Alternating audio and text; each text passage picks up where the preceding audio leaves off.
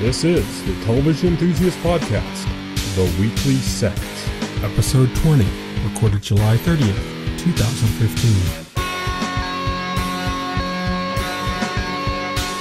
Hello and welcome to the TV Enthusiast Podcast, The Weekly Set. I am your host, Tyson. Joining me today are Will.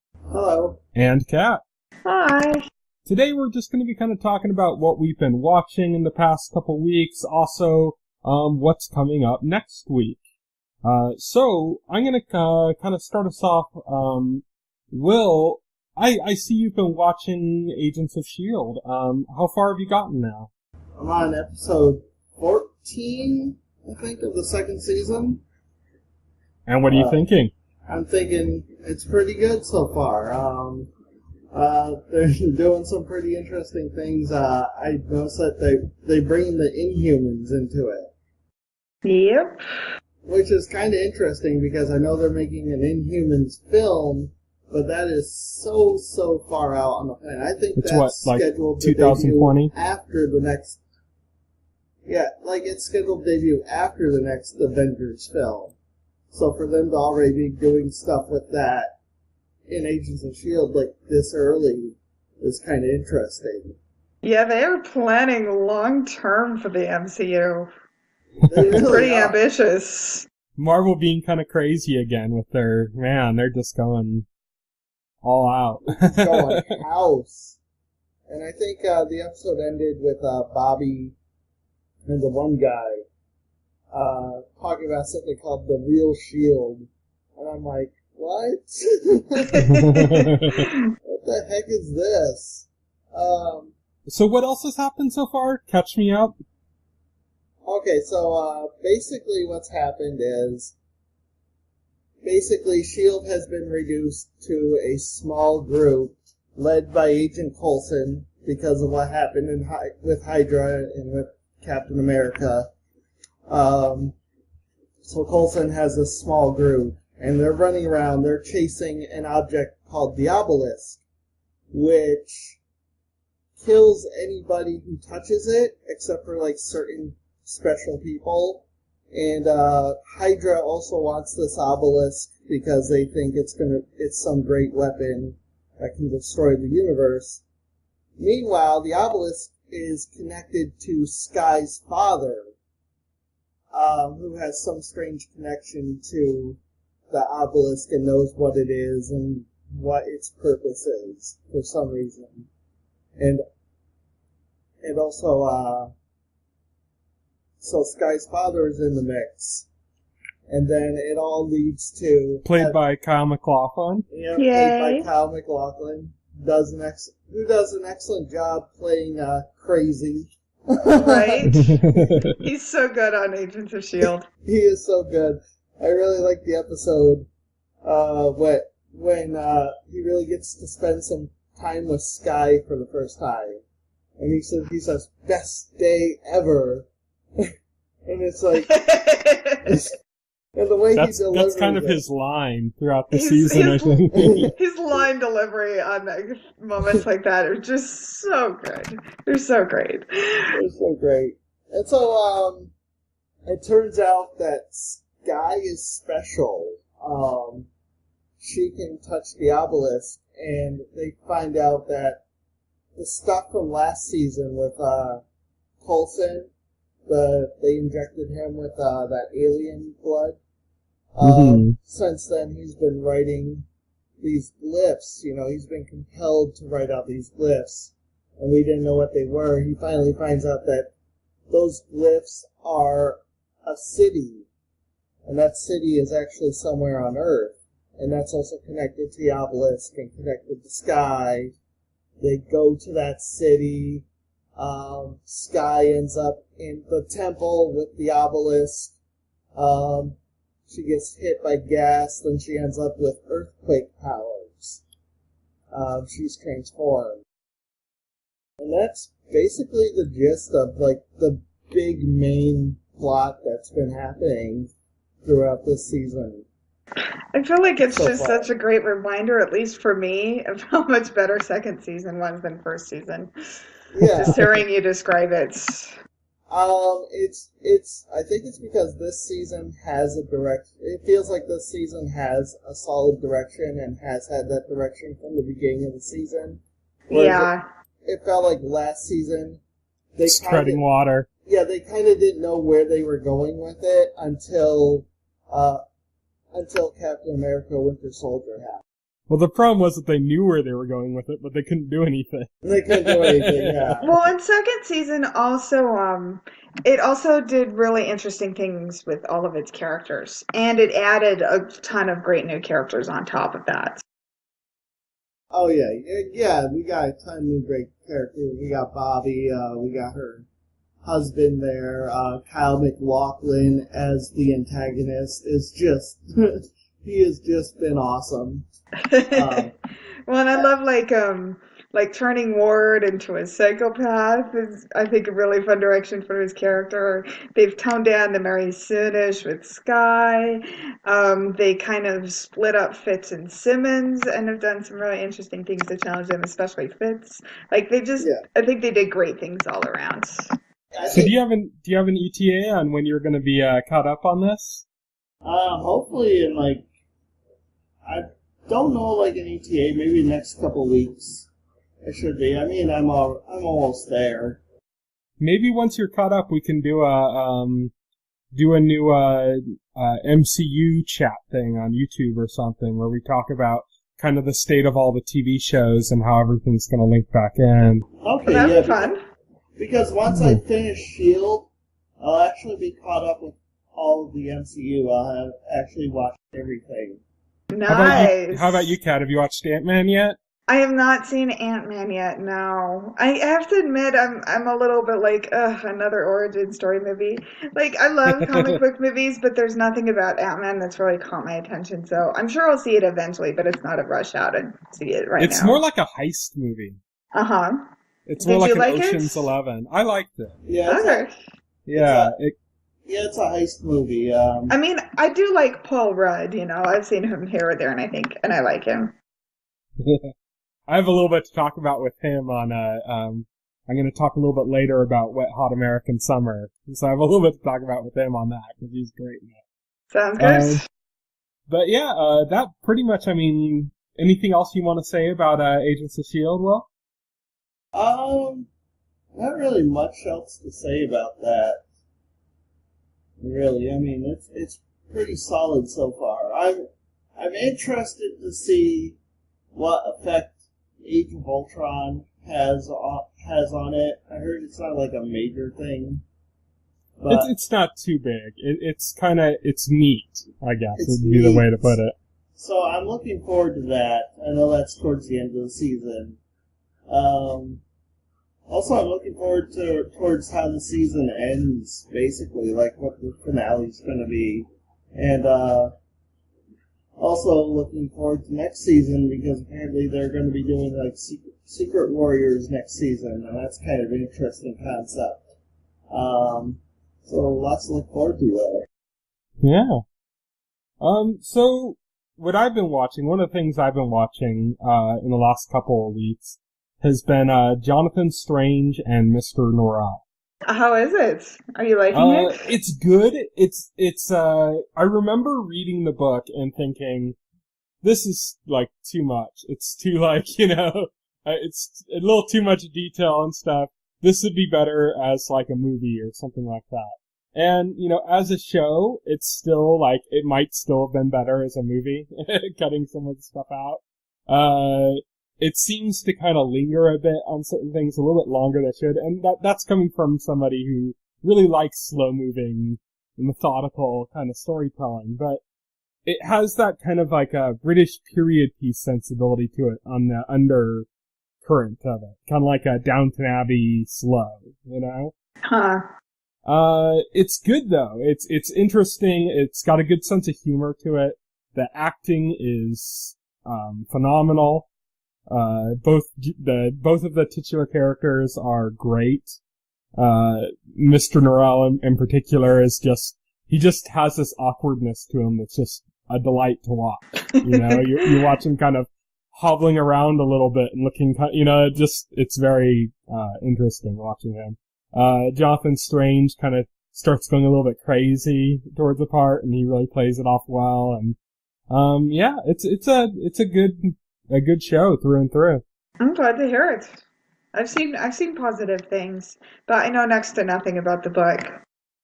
Yeah, you don't really have to. It's kind of the basic ideas. It's kind of an alternate history. It's Napoleonic Wars, and it's about basically this guy wants to bring.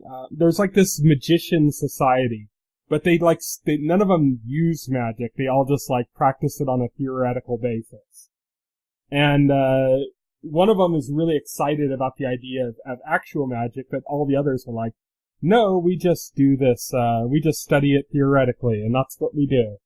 And he ends up finding Mr. Norrell as like a practical magician, and Mr. Norrell agrees to perform a feat of magic on the condition that everybody in the society basically signs this agreement that says if he achieves magic beyond a doubt, that everybody in the society will no longer call themselves magicians.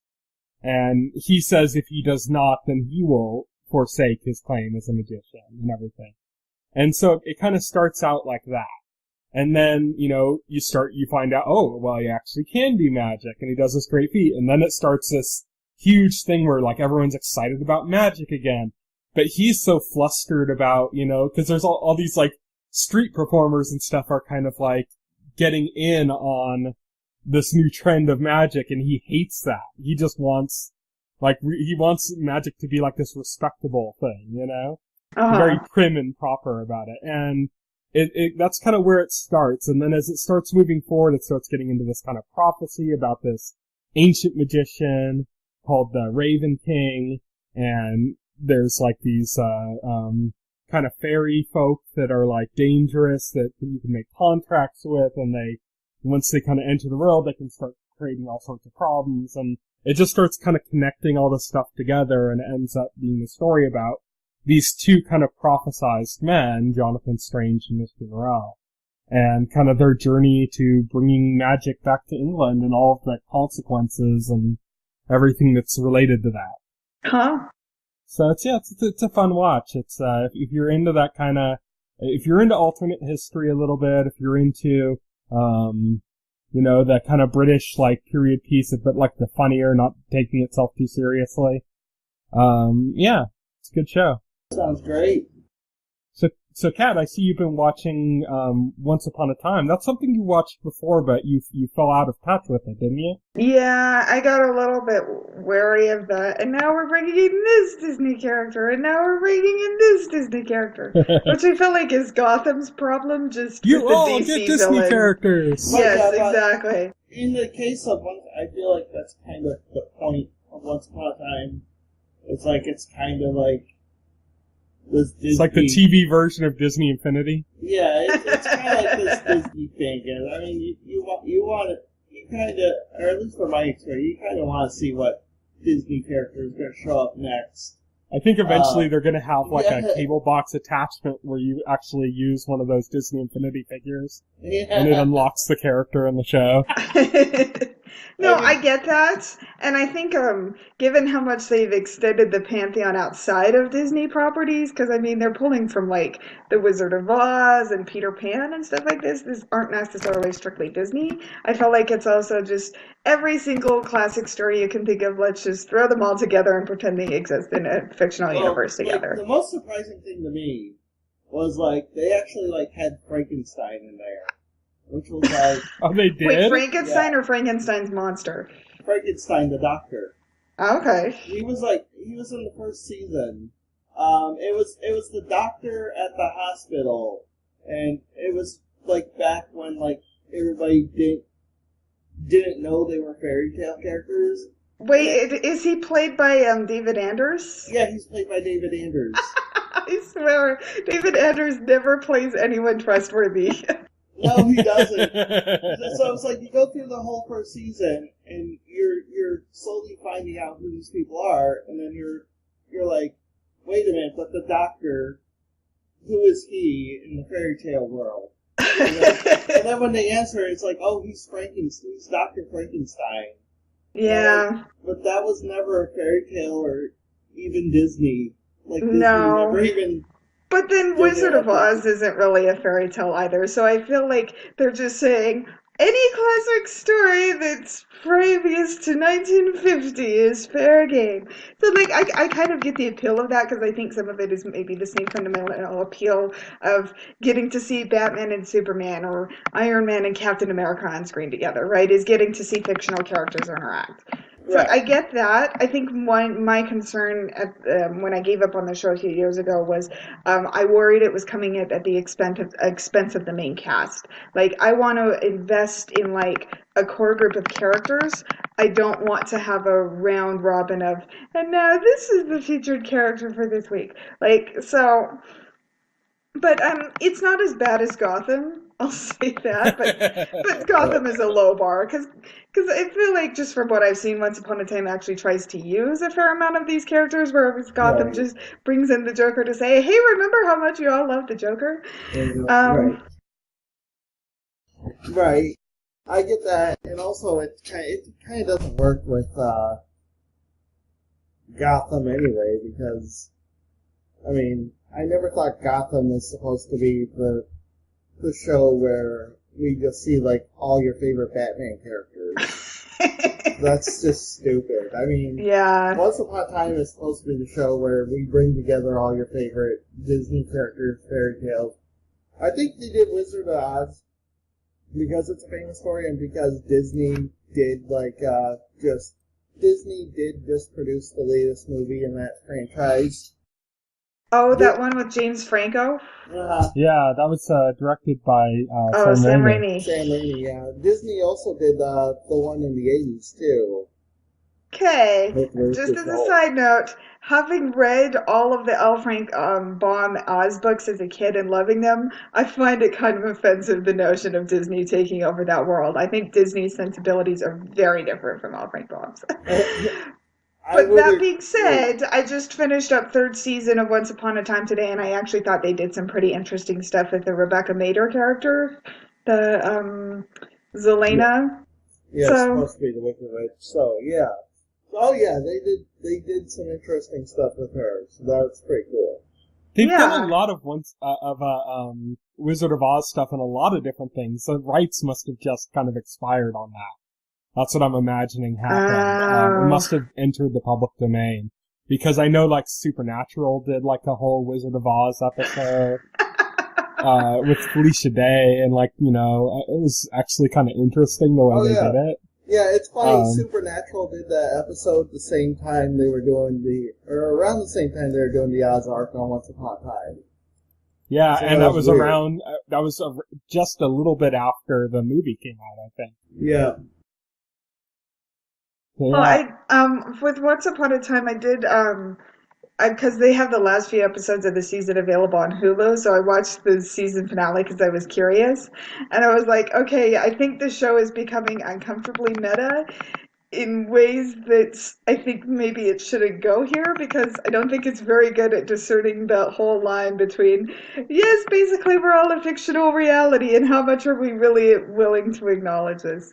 So, I mean, it's a fun show. I get why people like it. I wish it would get like more meta, but it doesn't. I'm just waiting for the Infinity Gauntlet to open up a path for the TIE Fighters to invade. Well, since they are all under the banner of Disney now. I really hope they don't do Star Wars and Oh, they better not. They better not. That would be such a terrible idea for so many reasons. I don't think they will. Oh, I really don't. I mean, they haven't done any Marvel characters either, and I feel like even though it's all owned by Disney is still treating Marvel and Star Wars as very, very separate entities. You can tell the stuff that they won't touch because they'll just do cute references to them. I think when Emma goes back in time at the end of season 3. To the fairy tale world, Hook, she calls herself Princess Leia or something. That's right, yeah. Yeah. And that's kind of their limit. And so that's then that's implying, of course, that the movie exists in her reality, which would make it crossing over really weird. Yeah. Well, and I think that's a good idea because Star Wars, like, I can see the case for Peter Pan or the Wizard of Oz, but Star Wars and Marvel are not fairy tale-ish at all. So I think it's a really good idea to just not even go down that well. The most Marvel that's ever shown up in Once Upon a Time is comic books that Henry's reading. Oh, okay. Yeah. That works. Yeah, I mean they'll make those references and those but they won't full blown. Sure. It's like I'm not expecting like Mickey Mouse to show up either. Yeah, that would be weird. Or say anyone from The Lion King. I think they draw the line at animals, understandably. Right? Talking animals, thankfully. Yeah. But I do so like they that introduce they have... an African prince named Simba. Oh, please no. Please no. Well, I do know that they're doing this whole Dark Emma evil arc next season, and I really like arcs involving people turning evil, so I'm looking forward to that. Yeah, that's going to be fun. She's going to become the new Dark One. That's going to be, I'm really looking forward to that, because that's going to be really fun. Hopefully it's not like an episode and they fix it. Because that'd be really disappointing. It better not be. No, there's way too much potential there. There's so much they could get out of that. I'm thinking of, because I've read Jennifer Morrison's descriptions of what she thinks the character is going to be like under this, and it kind of makes me think of Angelus when he was on Buffy and Angel, and how just kind of the filter was gone, and he just says whatever he's thinking. I'm hoping that maybe she could be that level of entertaining, or somewhere in the neighborhood. Yeah, I'm hoping so. We'll have to see what her chops are, because she hasn't played evil on the show yet. Sure. We've seen the other actors. We've seen the actress who played Snow White do evil at the end of this season, which was really fun. That's Jennifer Goodwin. She was on Big Love. Big Love. Yeah. Big Love. Another thing is, apparently, they're also bringing in Meridia from Brave in the next season. Yeah, I saw that. Yeah. It's the first Pixar character, I believe. Yeah. And so, I believe this will be the first Pixar property that has been adapted into Once Upon a Time. Entering uncharted territory. Yeah. I thought what they did last season with Frozen was really cool. They were like, yeah? I thought that was really cool. Okay, cool. It was, if you're a fan of the film, it was really, really faithful to the movie. Pretty much everybody from that film showed up. So, including the snowman? No, not snowman. I think that would be too weird. The snowman was the only character to not show up. So is there anything else you want to say about Once Upon a Time? I'm mostly just catching up. I think it can be a bit cheesy at times, but I can understand why people like it. I think I've had a lot of fun watching a lot of number of episodes in one stretch, because I think it gives me a much better sense of what the series is accomplishing, and I think a lot of its stronger moments really stand out that way. So I'm having more fun with it than I hoped I would. I think Once Upon a Time is kind of like a geek soap opera. Like wrestling is like a sports fan or like an adrenaline junkies soap opera. And now we have, Once Upon a Time is kind of like the geeky soap opera. Sure. And I will say this about Once Upon a Time that is pretty refreshing. That show, not only does it not lack for female characters, but its primary driving force is definitely its female characters, and it has a lot of pretty great female relationships. It's really gratifying to see.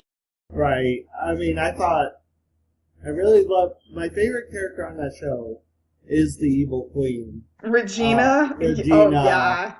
Oh yeah, she's so fun. She's so fun. Isn't that the actress from True Blood? No. Lana Parrilla? Was she I on don't know how to True say her Blood? last I name. don't think she was on True Blood. I don't know. But she's a lot of fun as the evil queen. I can see She why is. people love her. Oh yeah. I mean, she chews the scenery with the best of them. Absolutely. So I've been watching the new season of True Detective. I'm I've like heard one it's episode divisive. behind. It's not so much divisive as it is like universally loud or universally hated. Oh, It seems to really? be. Universally hated now. Oh, Or that's I don't a know, shame. hated, maybe universally disappointment. That's Universal a shame, disappointment. since the first season was supposed to be so good. That's disappointing to hear.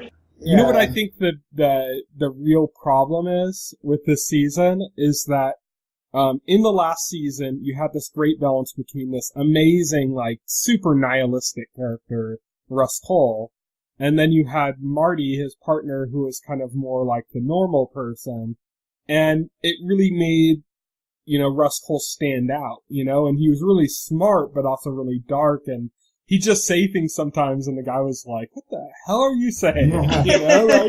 Like, seriously, watch what you say sometimes. This is ridiculous.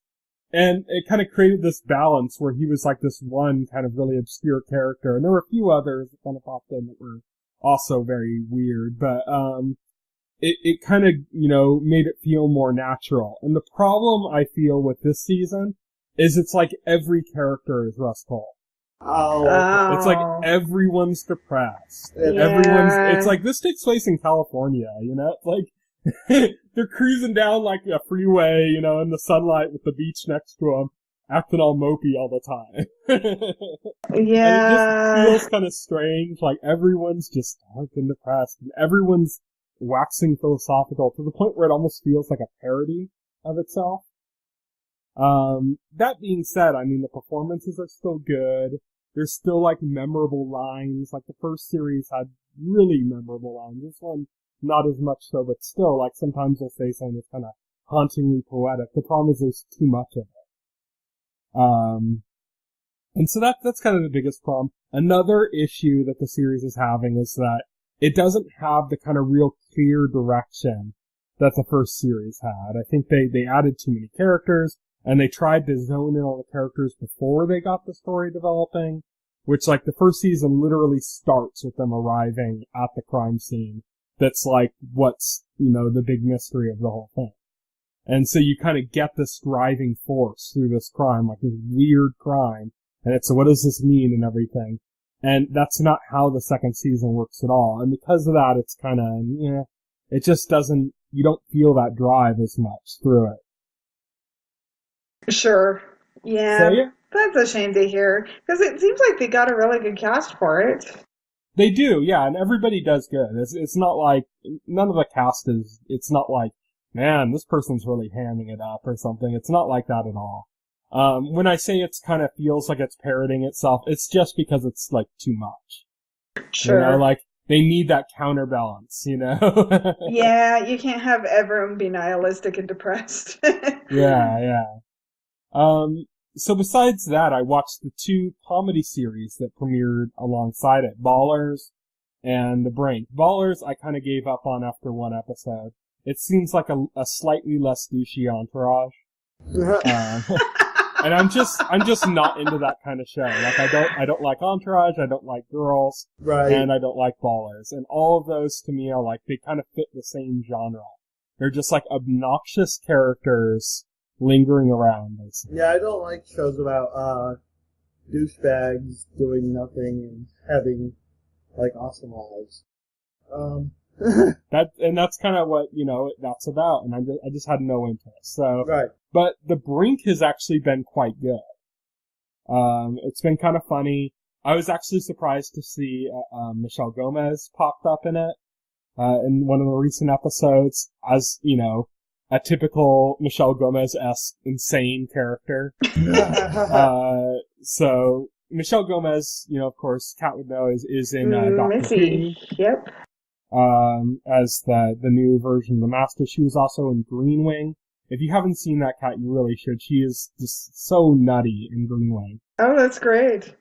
She seems like she'd be really good at that. Yeah, she's just like insane. And, yeah, so she's basically, she plays like there's like a husband and wife in the middle of the desert that are like illegally trading stuff, and they're kind of like have lost their minds or something.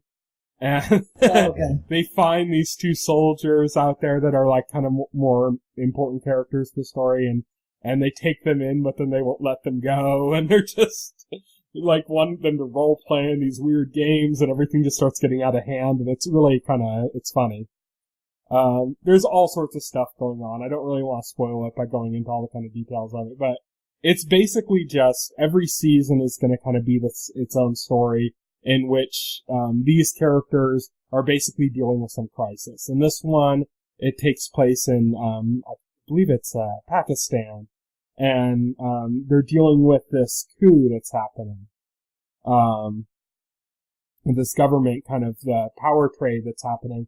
And it's just kind of all these people that aren't necessarily incompetent, but it's almost like everyone was caught on a bad day, you know? And so everything's just going really badly, you know? It's like, there's these two pilots, and, you know, of course, like, you know, they're all taking drugs because, you know, that's what really happens in the Air Force is they take drugs so they can stay awake and be focused and stuff. And so they're kind of exploring that side of it. And of course they end up taking the wrong pills, you know, and so they're all loopy and messed up as they're trying to go through this mission. And, you know, then you have like this guy that's kind of he just kind of wants like a laid back embassy job or something in Paris, you know, but he's like happens to be working at the embassy in this one.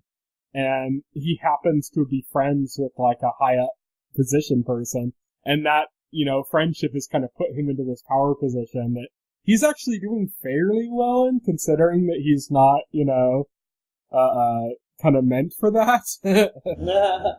But then you start getting like, you know, the guy that actually is the ambassador of that runs the embassy is like this Bible freak that like thinks like he just keeps reading like, the end of the world into everything that's going on, and he's like wanting it to happen. Like he's like, it's almost time, you know, and he's like, everything's just like, you know, like, he's just completely insane, and he's trying to like usher in the apocalypse basically, because he thinks it's coming. So yeah, it's a really funny, show. I actually have been enjoying it more than True Detective. I'm actually caught up on the brink where I'm an episode behind on True Detective. Oh, wow. Great. Nice. So, Kat, you've been watching Arrested Development. Now, when you said you were watching that, I'm like, are you watching this from the beginning? Are you watching the new Netflix season? What's going on there? So I've watched it in the past, but only the first 3 seasons.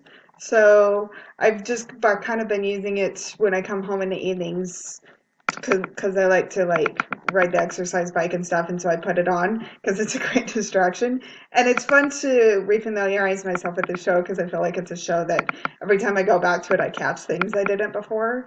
And then I never did sit down and watch all of 4th season, so I'm going to use it as an opportunity to seg myself into finally watching 4th season, which I heard gets a lot of slack.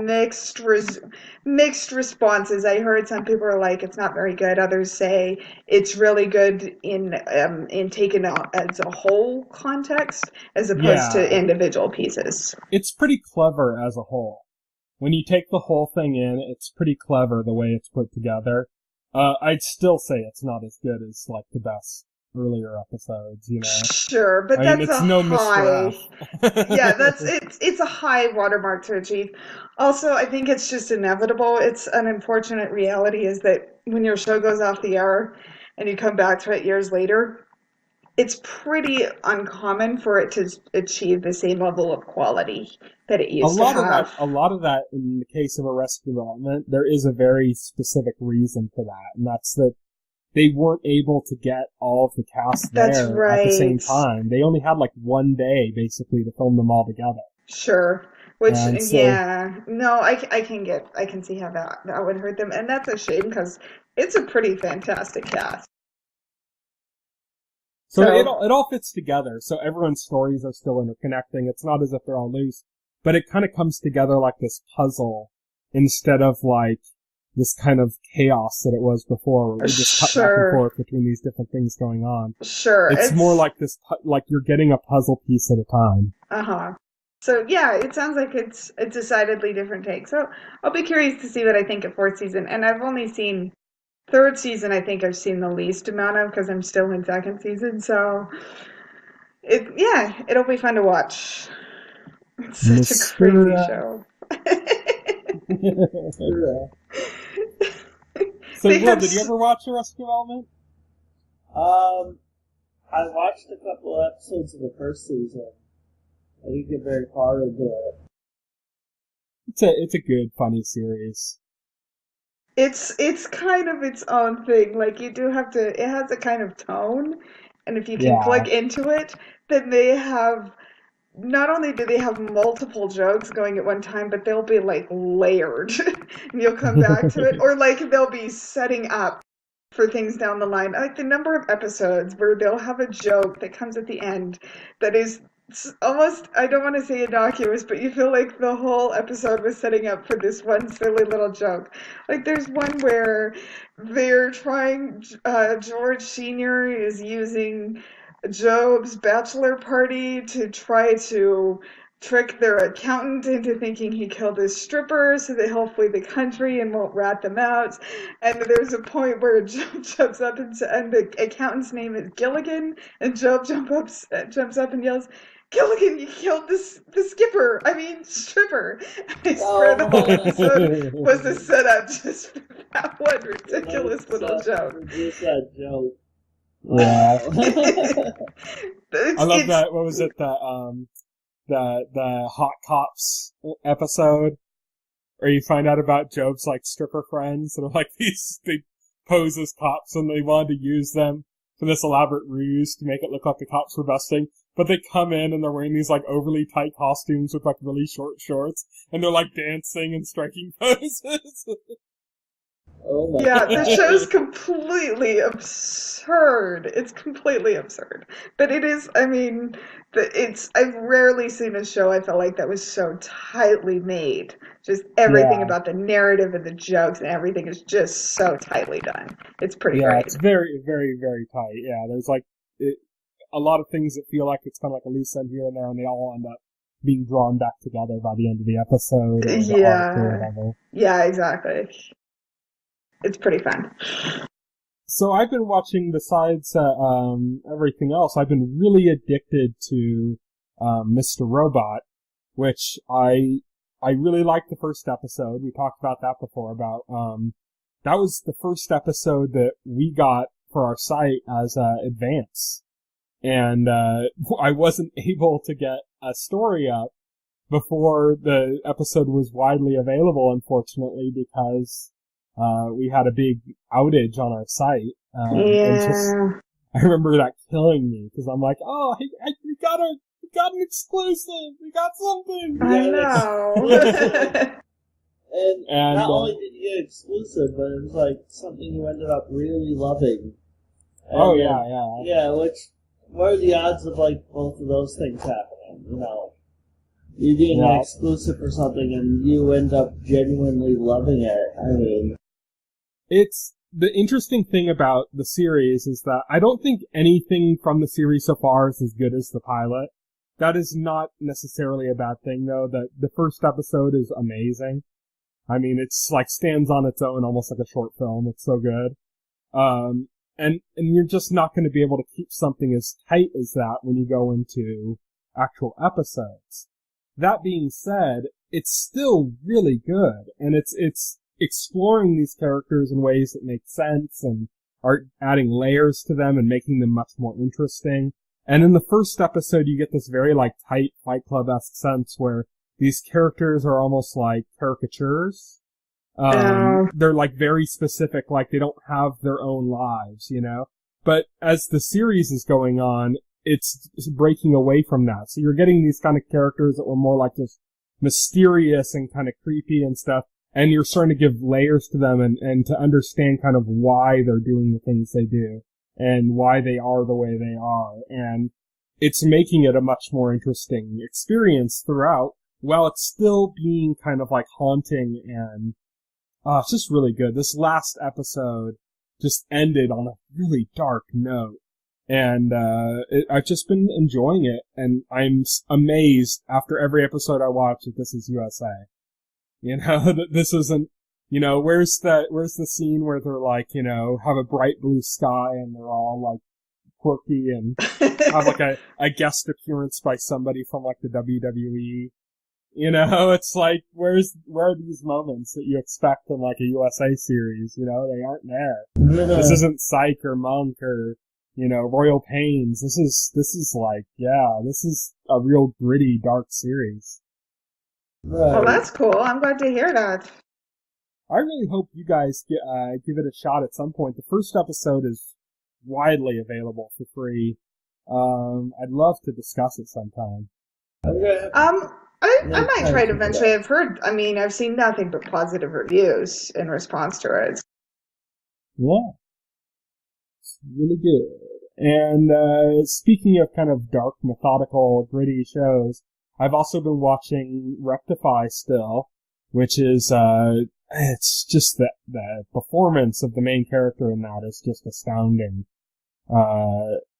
He's such an interesting character, and, you know, I've talked about it before, so I'm not going to go too much into it, but, you know, this is a series about a guy who was imprisoned, and you don't really know if he's guilty or not, and he was on death row, and he gets out because DNA evidence clears him, but it doesn't, like, clear him, it vacates his sentence. So has this risk that he's going to be going back. And you have this kind of, all the issues with him living in this small town where he supposedly committed this crime, and then you have these people that their whole careers have been based on having prosecuted him, and so they, like, want him back in jail, or, like, away as just a career thing more than anything else. Like, they don't want, like, this, like, black, you know, this black mark on their career. And it's just really interesting to see how the dynamics of this town and the different people all kind of play together. And the people that don't trust him and the people that do, and how he acts with it, because throughout the whole thing, he doesn't know if he even did this himself. This isn't an issue of, like, can we trust him or not? Is he guilty or not? He genuinely does not know if he did this. He was, like, messed up, and he doesn't remember anything that happened at that point. But it seems like as you watch it, more and more likely that he did not. Based on things that he doesn't even know are going on, that, like, we as the audience are privy to. And, yeah, it's a really fascinating character study, because this is a guy who's been away for, you know, 20 years or something on death row, you know, where, like, his entire life has been controlled, like, when the lights are on, when the lights are out, when he's able to do this or that. And now he's, like, trying to live on his own, and he has to deal with other people, and it's just really fascinating. Oh, cool. It kind of reminds me of Shawshank Redemption. It does have a little bit of that. That one aspect of it, of, like, when you see the one old guy in Shawshank and he gets out and he doesn't know what to do. Like, it's kind of like that. That's kind of what the feeling of the show is like. Uh-huh. Huh. Sounds interesting. Yeah, definitely. And the last thing I'm going to talk about, as far as what we watch, this isn't a TV show, but it's going to be, or it will be by the time this podcast is available, is I watched Wet Hot American Summer, which is, for me, it's one of those movies that, you know, we all have those shame movies. Those ones that, like, you haven't seen, but you feel like ashamed that you haven't seen, you know? Like, I really should have seen, I don't know why I haven't seen this movie, you know? And for me, Wet Hot American Summer is one of those movies. It's like a cult classic comedy. I hear nothing but good stuff about it. So, and a lot of the people in it used to be on a show, a sketch comedy series on MTV called The State, back in the 90s, which was, like, one of my favorite, like, sketch comedy shows ever. It was so funny, and, you know, I mean, it's all people you know if you see it, you know, I mean, the people in it. You have, well, not just the people from The State, but just in general in the movie. I mean, Bradley Cooper, Amy Poehler, Michael Ian Black, I'm just drawing a blank on some of these names here, but Is it Paul Rudd? Is Paul Rudd? Paul Rudd, yes, exactly. I brought that up earlier when we were talking about Ant-Man. Marvel and Ant-Man and stuff. Paul Rudd is hilarious in the movie. He is so funny. He's like the hot kid that, like, you know, like, the funny thing about this is they're all supposed to be much younger than they are in the movie. They're like in their like 30s in this movie, like the actors, but they're like playing characters that are like 16 and stuff. and this new series that's coming to Netflix with them all in it now, they're like in their 40s, and it's a prequel.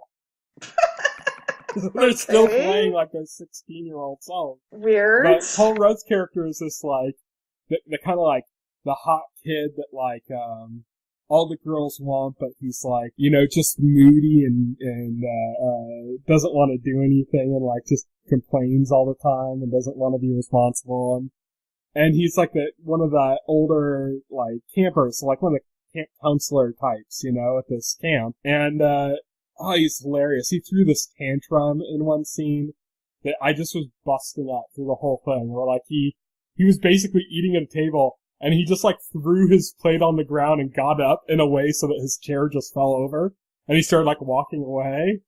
And the camp director, played by Janine Garofalo, came up and said, "You can't do that. You have to pick up what you messed here before you leave." And he's like, you know, doing that like, "Fine, duh," you know, like picking it up and just acting like all exasperated as he's doing everything. And it was hilarious. It's like I remember even my own like little tantrums, you know, like stupid, you know, teenage tantrums you have, you know, and like cracking up watching that and like feeling kind of embarrassed at my own that I remember, you know, that I had or something. And, he kept, accidentally like killing people, or like it was implied that he was killing like these kids by accident. Like one of them, he just kind of like fell in the water and was drowning, and he was too busy making out with some girl to help him. And then once he noticed like he was gone or something, then like another kid popped up and was like, you know, "Help, I think my swimming buddy is, you know, in trouble. I don't know where he is," or something. And then you see him, he goes like, "Come over here with me for a bit." And then you see a van driving by the side of the road, and you just see the kid get thrown out. Oh my god. Just his way of like avoiding responsibility. It's really funny in that kind of like random, weird, you know, like, it almost gave like a Twin Peaks vibe. Like the kind of funny Twin Peaks part, you know, like it's not trying to be dark and mysterious in any way. Sure. But when you get to like the more kind of ridiculous, absurd, funny parts in Twin Peaks, you know, there's a lot of stuff that reminds me of that in Hot American Summer. It's really funny. I enjoyed it thoroughly, and I'm looking forward to watching the series, which will be up by the time this podcast. Oh, great to hear. Nice. So, are either of you interested in the series at all? Just reading up on it, probably not. It doesn't really sound like my brand of humor. I'll probably check out the movie now that you mention it, and go from there. I'll see, because if the movie clicks with me, then the series will, but if it doesn't, I don't think the series will, so. Yeah, well, that's the kind of thing. It's gotta, there is a great scene. I just gotta say one more scene from the movie where, like, they cut all of a sudden to, like, everybody, all these people in the camp, and this one guy's saying, like, "Okay, guys, we got this rag team together, and for like our softball. And now we're going to be facing off against the anonymously evil, like, other team or something, you know? And it's like the total, like, movie cliche that you always have in these, like, kids' sports movies, you know? And he's, like, kind of basically reciting what they're going to do. Like, we're going to, you know, seem like we have no place in all, and we're going to pop up from behind through some miraculous play. And then, like, they're like, "So you guys are excited?" And one of the kids is all, "I don't know, it sounds kind of trite to me." And everyone's like, yeah, it just sounds trite. And then you see, like, the bus pull up for, like, the other team, and the guy, like, walks over there, and he's talking to him, and you just kind of could hear it a little bit in the background, and you hear him going, like, "Yeah, they said it sounds trite." And the guy's like, "I understand." And he gets back off, and they leave, and like, "Okay, everybody, they took it fine." So it's just, like, this whole setup, like, they were gonna do this, like, typical plot from these kids like sports movies, and then they just avoided it because it was tight, which I thought was really funny. Oh yeah, that sounds funny. So that's all I have to say about that. I'm gonna try to check out this series. Let's talk a little bit about what's coming up in this next week. There's not much. We already talked about Wet Hot American Summer, First Day of Camp, which is coming out, at midnight Pacific time, which right now that's 2 hours away. By the time the podcast is available, it'll already be up. We also have the last season of Strike Back, which is starting up on Cinemax, which is kind of a fun action series. It's a British series. I don't know. It kind of, to me, it feels like a Call of Duty that doesn't take itself too seriously and is a TV series. Oh. That's like the best way I can mention it or something. Right. And then on Wednesday, August 5th, we have the premiere of Mr. Robinson, which is bringing us back to canned laughter sitcoms, multi-camera sitcoms. Yeah, no. Which I added to this just to kind of express our sheer disappointment in this movement for comedy. Yeah. Let's go back to lame canned sitcoms. That's obviously where we should go with comedy. Right. Yeah. And of course, anytime any really lame series pops up at NBC, I'm just gonna say and this is why we don't have Hannibal. Another season of Hannibal. You're not going to forgive they had NBC to make room for that. this. You're not going to forgive NBC for that anytime soon. No. Hey, I don't blame you. In all honesty, I give NBC credit for letting Hannibal live as long as it did. It's just my funny way of dealing with property. I get it. Me. NBC's comedy slate is so weak when, out of all the networks, historically, they've been the strongest with comedy. But that was only one era, basically. It was an era that was about 10 years long, I think, when they had a bunch of them on at the same time. They had Seinfeld and Friends. More recently, they had Community, Parks and Recreation. But those weren't successful. The Office. They weren't successful, but they were quality. They were... Yeah, oh, definitely. High quality. 30 Rock. Just high quality. Maybe they weren't as successful at the time, but these are still things people quote en masse. They're beloved, especially Community. Even though that wasn't a huge rating success, it still has that kind of following, and it will still have people referencing it for years on. Oh, absolutely. These are shows that aren't going to be forgotten. I feel like NBC kind of let those shows all die, and now they're going back in the other direction, which is disappointing to see because, when they had that era of, The Office and 30 Rock and Parks and Rec and Community, that was a really interesting era of comedies for the network. It really was, yeah. It seems now that when it comes to network comedy, you have this kind of split between two networks that seem to be the more prominent ones right now. Or three, actually. You have CBS, which is churning out the hits. Yeah. I really don't like any of them. Yeah, all they do are 4-camera sitcoms, right? And they get huge ratings off of them. Obviously, they found something with 2.5 Men and The Big Bang Theory. I don't get it. I don't understand it, but yeah. And then you have ABC, which is kind of pulling out the multicultural comedy thing now. They started with Modern Family, which is kind of exploring let's take, we have, somebody that married somebody of a different race, and then you have a gay couple, and so you take these different elements and throw them together. And then it kind of went more into this weird, they have Blackish, which is a black family in a wealthy neighborhood, and then you have, Fresh Off the Boat, which is this Asian family in Florida around a bunch of white people. So they're kind of taking this weird, multicultural direction. Their shows are actually pretty good.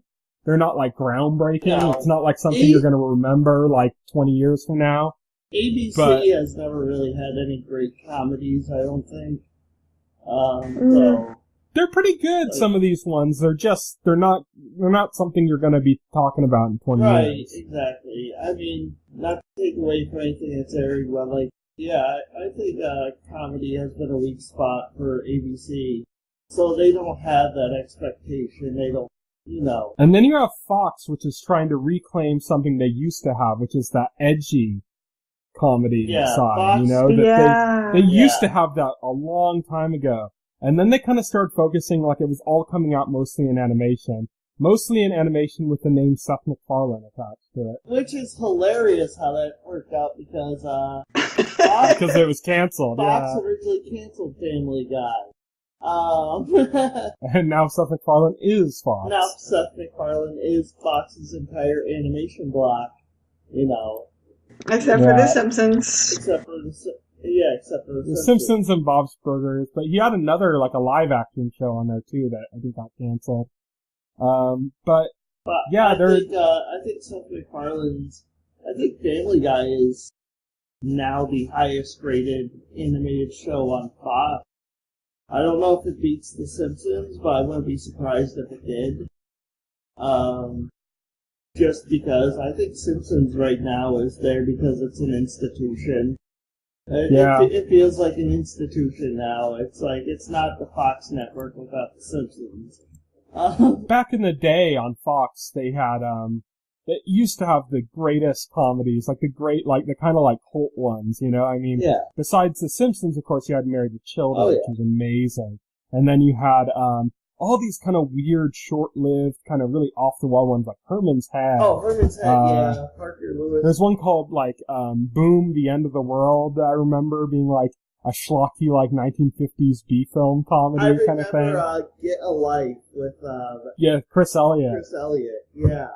So, and they did a lot of, like, cool kind of sketch comedy shows, too, like, In Living Color, and, the Ben Stiller Show, which was hilarious when it was on for, like, 10 episodes. Yeah.